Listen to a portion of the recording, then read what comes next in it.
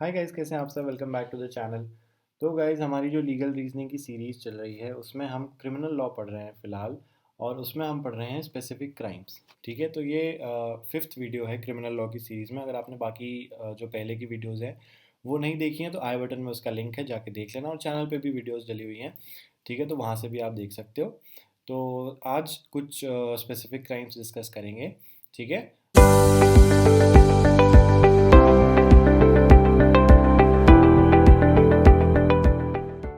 So, without wasting any further time, let's get started with cruelty to a married woman. तो guys, cruelty defined है section 498A of the IPC में। ठीक है, तो cruelty के लिए तीन नेसेसरी एसेंशियल्स हैं जो कि कंप्लीट होने चाहिए। तो सबसे पहला है, क्रूअल्टी हमेशा एक विमेन के अगेंस्ट होती है। ठीक है, तो ये थोड़ा विमेन सेंट्रिक सेक्शन है। तो सबसे पहला है कि women must be married, women की शादी होनी चाहिए। दूसरा है कि she must be subjected to cruelty or harassment. ठीक है, वो जो भी विमेन है, मान लीजिए ए विमेन है, ठीक है, तो उसके साथ हरासमेंट होना चाहिए। एंड अब हरासमेंट हो रहा है तो कोई ना कोई तो कर रहा होगा। तो वो थर्ड कंडीशन है कि जो हरासमेंट किया जा रहा है वो या तो हस्बैंड कर रहा है या फिर हस्बैंड का कोई रिलेटिव कर रहा है।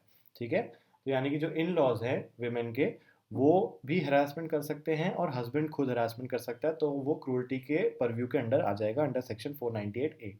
ठीक है, तो अब क्रूअल्टी बेसिकली होता क्या है, तो ये इन पॉइंट्स में हम समझेंगे कि any wilful behaviour which might lead a woman to suicide, कि वो सुसाइड अटेम्प्ट कर ले और cause serious damage or danger to life or limb. ठीक है, तो ये दो चीज़ें होती हैं कि आप जो विमेन है उसके साथ आप उसको इतना हरास कर दो कि she might lead and take her own life. तो वो चीज़ आपका क्रूल्टी के अंडर आ जाएगा, अंडर सेक्शन 498A। ठीक है, विमेन की जो मेंटल हेल्थ है और फिजिकल हेल्थ है, दोनों आप कंसिडर किए जाते हैं under section 498A as of cruelty.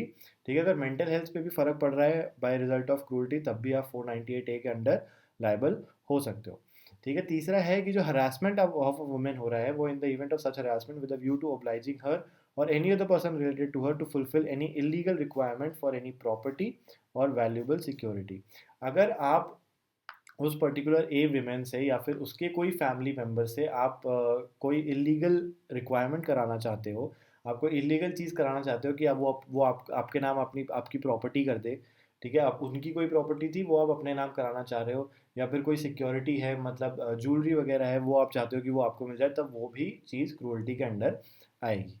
ठीक है, आगे चलते बाइगेमी की बात करते हैं भाई। तो बाइगेमी का मतलब सीधा सीधा सा ये है कि अगर एक इंसान है ए, ठीक है, और उनकी वाइफ है बी। ठीक है, तो जो ए है हस्बैंड है, या वाइफ भी हो सकती है। ठीक है, बट इस केस में सिंस दो विमेन बनी हुई हैं तो इसलिए हम हस्बैंड लेके चलेंगे। ठीक है, तो जो हस्बैंड है वो बी के अलाइव रहते रहते सी से शादी नहीं कर सकता। ठीक है, तो this is called bigamy. whoever having a husband or a wife living marries in any case in which such marriage is void by reason of its taking place during the life of wife, ये और गलत आ गया, shall be punished with imprisonment of either description for a term which may extend to 7 years and shall also be liable to fine। ठीक है, तो अगर wife present है, alive है, तो आप उसके प्रेजेंस में दूसरी शादी नहीं कर सकते, एंड दैट इज बाइगेमी। ठीक है, इसमें 7 साल की सज़ा हो सकती है, मतलब मैक्सिमम 7 साल की सज़ा हो सकती है। इसको एग्जाम्पल समझते हैं। Uday marriage Sheryl in 2010, after which he married Sapna in 2014 while Cheryl was still alive and married to Uday. The second marriage, that is between Uday and Sapna, is void, and also Uday is liable for punishment under bigamy। ठीक है, ये simple सा है bigamy. आगे चलते हैं। Culpable homicide और murder, ये मेरे ख्याल से इस पूरी सीरीज में, क्रिमिनल लॉ की सीरीज में सबसे इंपॉर्टेंट है, तो इसको ज़रा ध्यान से सुनना। ठीक है, कल्पेबल होमिसाइड समझते हैं पहले क्या होता है। तो whoever causes death by doing an act with the intention of causing death or with the intention of causing such bodily injury as is likely to cause death। ठीक है, सबसे पहले तो इसको समझते हैं कि अगर आप डेथ कॉज करते हो विद एन इंटेंशन, ठीक है, आपका इंटेंशन होता है कि हाँ मेरे को उसको मारना है, ठीक है, with an intention of causing death, या फिर आपको पता होगा कि मैं इसको जो इंजरी पहुंचा रहा हूँ उससे बहुत ज़्यादा हाई चांसेस है कि उसकी डेथ हो जाएगी, तब भी आप कल्पेबल होमिसाइड के अंदर फॉल करोगे। और with the knowledge that he is likely to do such an act which is to cause death, commits the offence of culpable homicide. अब आपने सुना होगा culpable homicide not amounting to murder.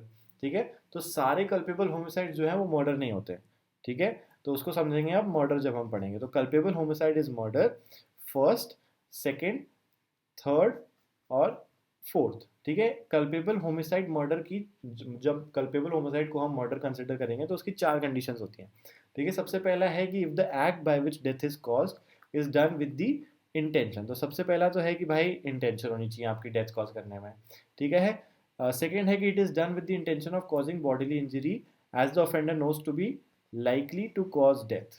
ठीक है, आप अगर सीधा डेथ कॉज नहीं कर रहे हो, आप कोई इंजरी कॉज कर रहे हो, तो आपको वो इंजरी पता होना चाहिए कि इंजरी से प्रोबेबली डेथ हो जाएगी। ठीक है, थर्ड है it is done with the intention, intention फिर से आया है, of causing bodily injury to any person and the bodily injury intended to be inflicted is sufficient in the ordinary course of nature to cause death. आपने जो सामने वाले को injury cause करी है वो ऑर्डिनरी कोर्स ऑफ नेचर में likely है कि उससे डेथ हो जाएगी। ये थर्ड कंडीशन है। और लास्ट है if the person committing the act knows that it is so imminently dangerous that it must in all probability cause death और such body injury as is likely to cause death and commit such act without any excuse of incurring the risk of causing death or such injury as aforesaid। चौथा है कि जो भी आपने act किया है सामने वाले की बॉडी पे वो अपने आप में इतना डेंजरस है कि उससे 100% सामने वाले की डेथ हो जाएगी। ठीक है, तो या मतलब जैसे मान लो आपने उसको पॉइंट ब्लैंक पे शूट करा, पैर में करा। ठीक है, आपने आप ए हैं, ठीक है, आपने एक पर्सन बी को पॉइंट ब्लैंक पे शूट करा बट पैर पे। ठीक है, इन हिज लेग्स आपने शूट करा, तो उससे तो डेथ नहीं होगी।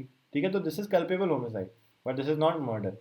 ठीक है, बट आपने बी के फोर हेड पे शूट करा, ठीक है, सर में एकदम, तो वो तो इतना इमिनेंटली डेंजरस है, तो दैट इज मर्डर।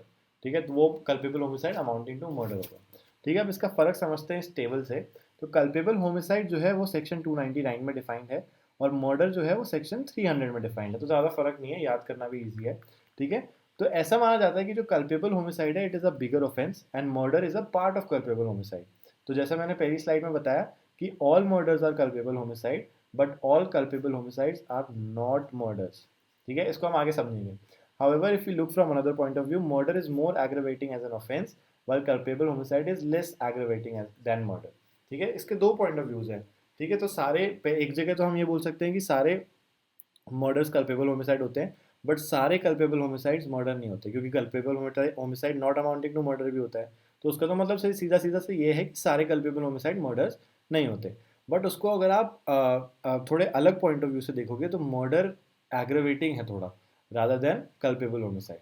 ठीक है, तो आप इसको ऐसे समझो कि इस टेबल में देखो पॉइंट बी जो है, ठीक है, point B in culpable homicide, यहाँ पे जो पॉइंट बी है उसको पढ़ो with the intention of causing such bodily injury as is likely to cause death. ठीक है, और पॉइंट बी जो मर्डर का है उसको देखो with the intention of causing such bodily injury as the offender knows to be likely to cause death of the person to whom the harm is caused. ठीक है, तो यहाँ पे डिफरेंस जो है वो सिर्फ और सिर्फ इंटेंशन का है। ठीक है, for culpable homicide the word used is likely while murder it is used that it is known to be likely। ठीक है, knows to be likely। तो ये फर्क है मर्डर और कल्पेबल होमिसाइड। यहाँ पे देखो as is likely to cause death लिखा है, ठीक है, और यहाँ पे knows to be likely to cause death लिखा है। ठीक है, तो ये बेसिकली छोटा छोटा सा फर्क है दोनों कल्पेबल होमिसाइड और मर्डर में। ठीक है, आगे चलते हैं भाई, लास्टली अब इन दोनों की पनिशमेंट की बात करते हैं। तो मर्डर जो है whoever commits murder shall be punished with death or imprisonment for life and shall also be liable to fine। ठीक है, सिंपल से है, या तो आपको कैपिटल पनिशमेंट होगी, डेथ होगी, या तो इम्प्रिजनमेंट फॉर लाइफ होगा, या फिर लाइबल ऑफ फाइन के लिए होगे।